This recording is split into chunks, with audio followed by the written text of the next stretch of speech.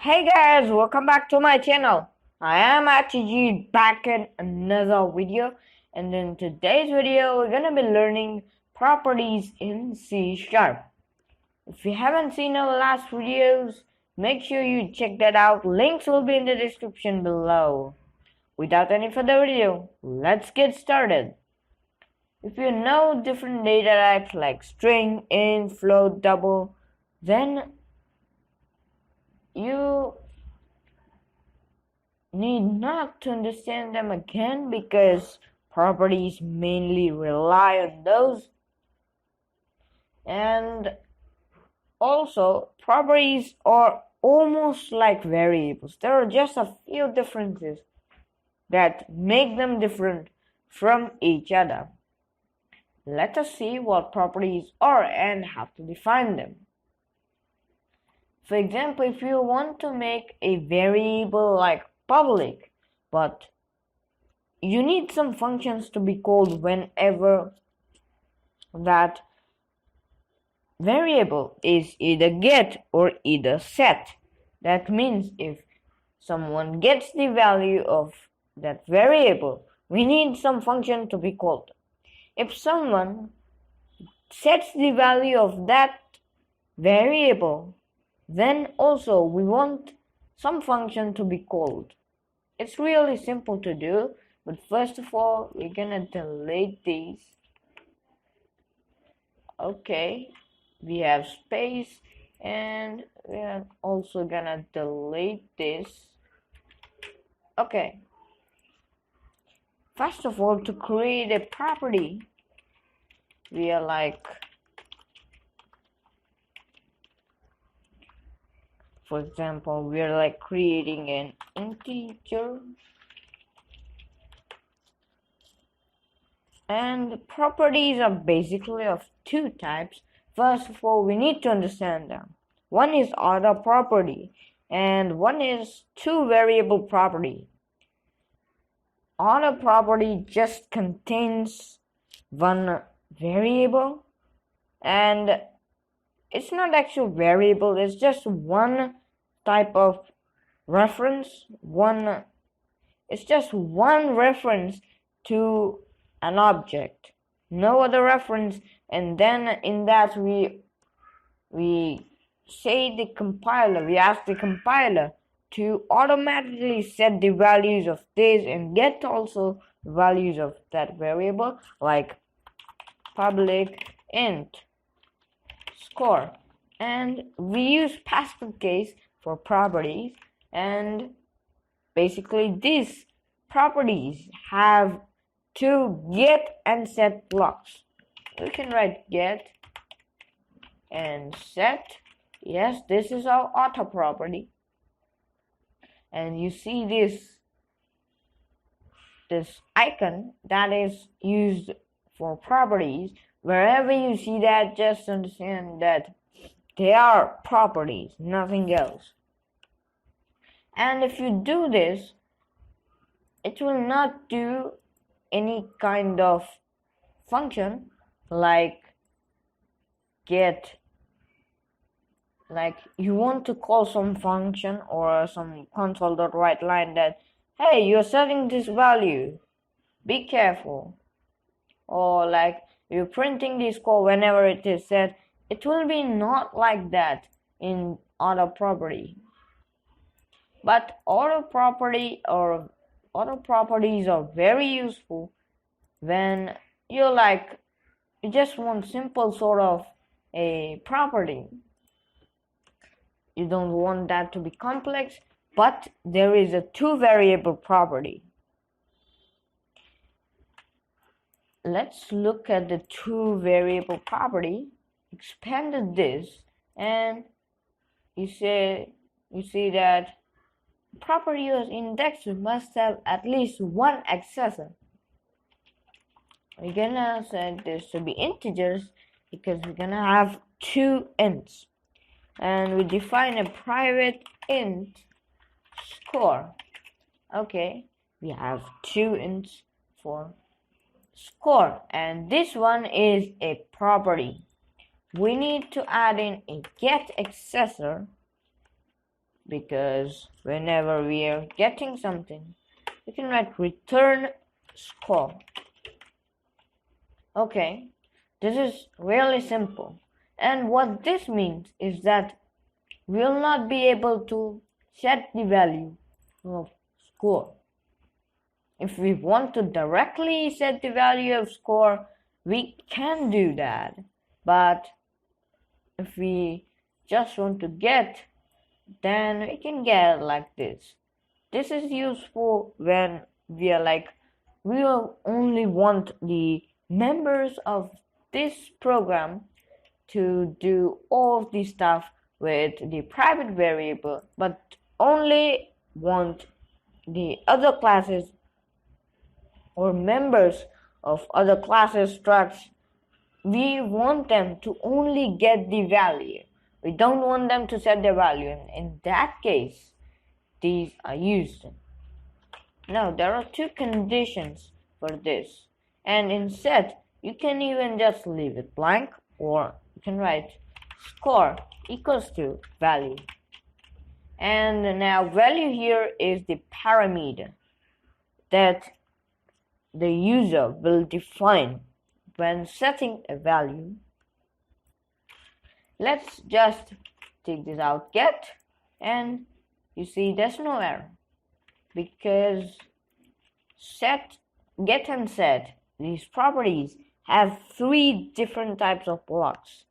You can either have only get, you can either have only set, or you can have both get and set. These are three conditions for properties to work. Or you can use other properties which just do get and set, semicolon, and nothing else. They are simplest. Okay, now we want to, like, whenever we are getting that value, we want to print out the value of score. Okay, this would be just fine. And right here, console.writeLine value. Or what you can do is to grab this downwards. Okay, that seems fine. It says unreachable code because it will return directly from there. It will not be able to reach. So this seems to be fine. You can just go ahead here and write score.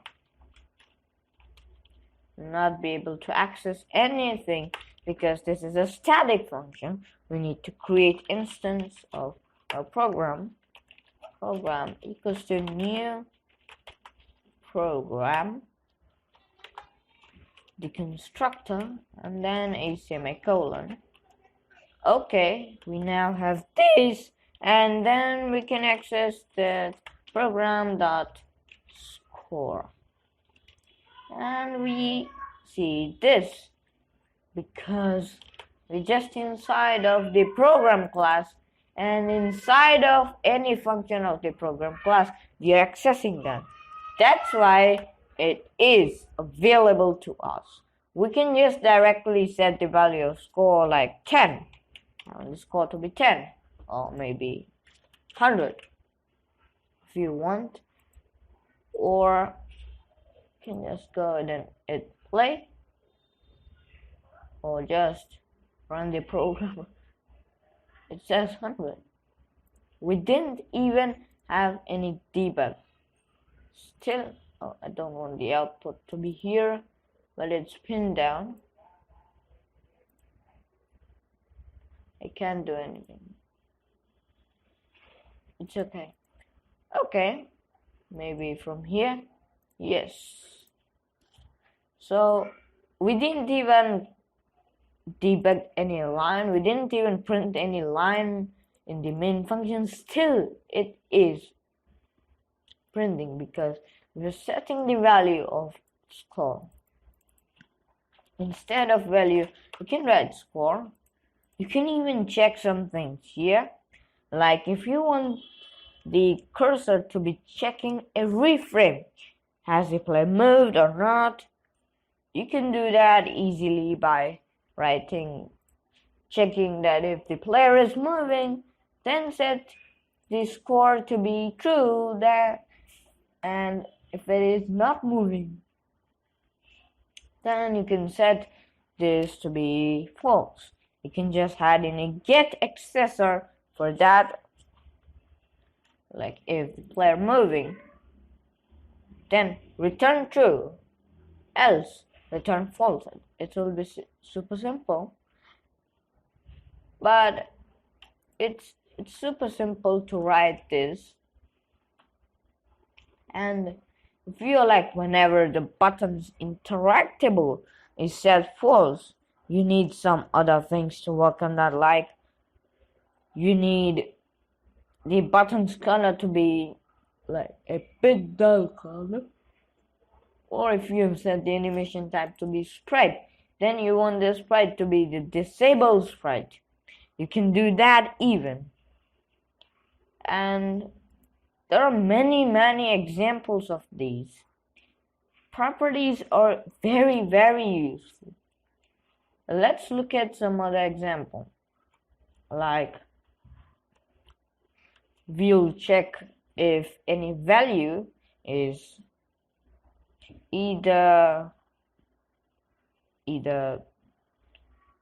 odd or even, a bit awkward way.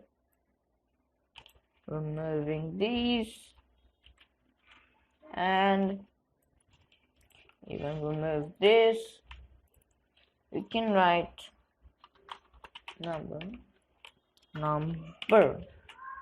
and this to be odd, even, checker.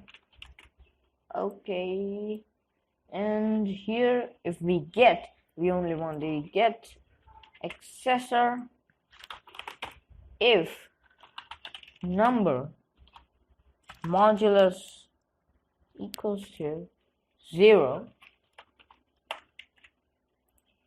not modulus equal, if number modulus 2 double equals to 0, that means if the number is completely divisible by 2 and leaves no remainder, then we wanna do some good stuff like the checker equals to true, or maybe return true. We can do that like that, and here it says we cannot convert that. Let's add in the bool, and here we can write return false. We don't need to have any get or set ones, because if this block is true and we are returning that true, that means none of the code below will be called, and if this is not called, only this one will be called. So it kind of makes sense to do that like this, not writing an else statement, because that would be more confusing. Console.write_line, and we need to write like some message.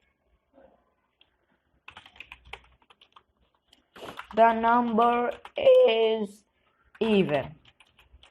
We can do that, or we can write is even,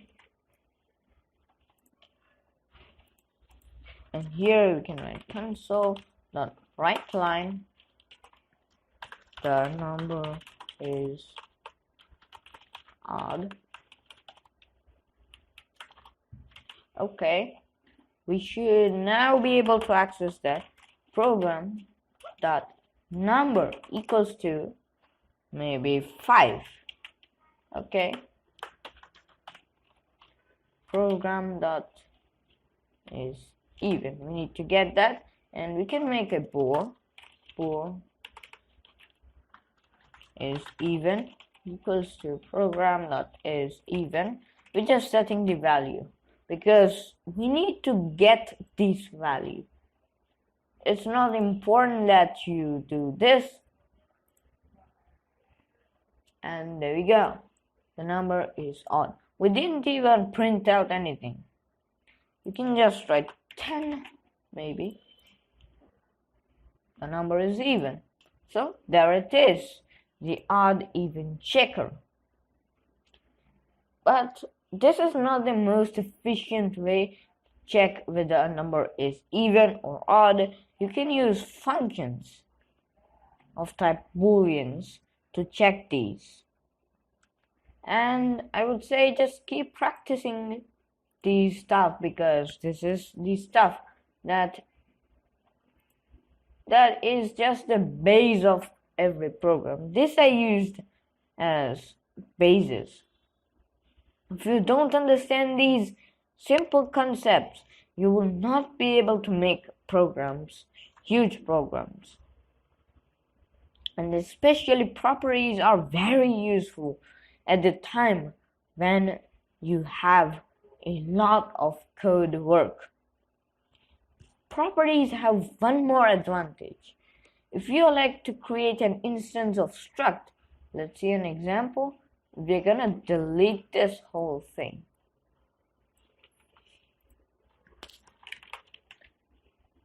Okay, we're gonna remove this. Let's create a new struct, because I don't want my program to take much load, and I'm gonna name this test struct. Okay, public struct test. Okay, like this, and here we can have some sort of variables like public. Maybe name this player data, because that would make more sense than just writing test. Player data, public int score. We can have health,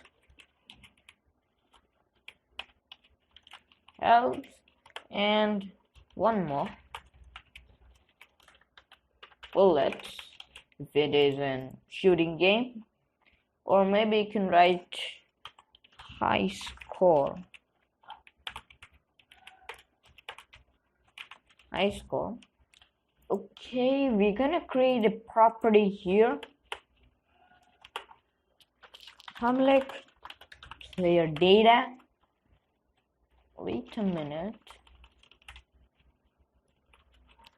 We're gonna write Alt A to enable this, so that you can have multiple variables or these namespaces, classes, structures, interfaces, enums, delegates, keywords, snippets of all kinds.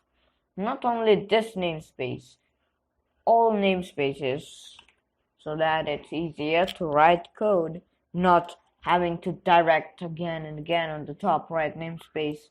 It's not like that. It's easier this way. Public player data. I'm gonna name this new player data, or I think it's okay for this. Okay. Get. Actually, we're not gonna write get, or maybe set. For get, we're just gonna write this.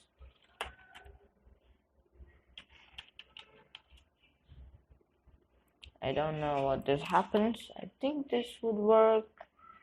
Yes, it works, but I don't want this.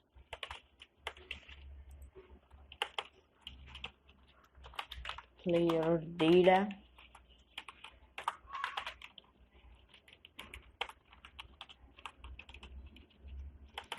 And we can even write a private player data. Okay. Here you can get the value of player data. That means return player data. And in the set, we can have player data dot player data equals to value. Okay, so we should now see that we can see program equals to new program. We need to create this instance 1,000 times in one program. I know, because it is a static function. If it was not to be static, it would work. Program dot player data equals to. You can write new player data, or we can just define it like this, but we cannot modify its individual components because it says it is not a variable, it is a property, and we cannot modify its return value. And that's one more feature. If you have ever tried Unity, then you may know that you cannot just edit the transform positions x or y or z values. You need to create a new vector tree and then assign that to the transform position. That is because that variable, that reference, is a property. It's not a normal variable, and we're just gonna write player data, or it will give me lots of errors, and this is it. It's gonna print out 0, that is the by default values of hints. And this is it for today, guys. In the next video, we're gonna be learning about access modifiers, or maybe inheritance. Inheritance will be better. We'll be learning about inheritance. No, access modifiers seems to be better. We'll talk about inheritance, okay? So in the next video, we'll learn about inheritance in C# based on classes and structs. That's the only thing you can inherit, and not in phases. So that is it for today, guys. I recommend you practice these things every day so that you become more powerful in this. And with this thing, with having properties explained and understood, I'm gonna leave this till here. This is it for today, and I am AttiDude signing out.